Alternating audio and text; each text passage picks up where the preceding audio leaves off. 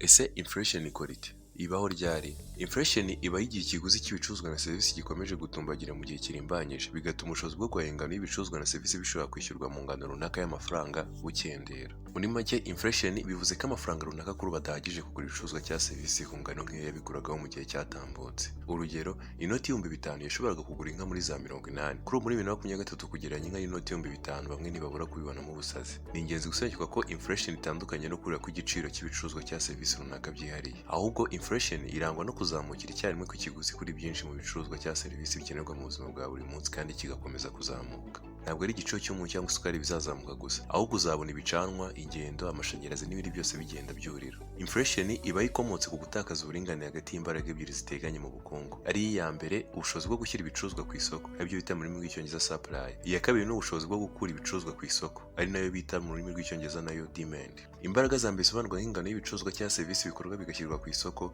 ziba zishingiye ku nganda cyangwa ishoramari zikora cyangwa zicuruza ibicuruzwa cyangwa serivisi. Imbaraga za kabiri ku rundi ruhande zisobanurwa nk'ingano y'ibicuruzwa cyangwa serivisi byaguzwe n'abaguzi ku giciro runaka, nazo zikaba zishingiye ku baguzi. Ese hari n'ingingo yerekeye kuri inflation wibazaho cyangwa wifuza kumenya? Tubwire muri comment.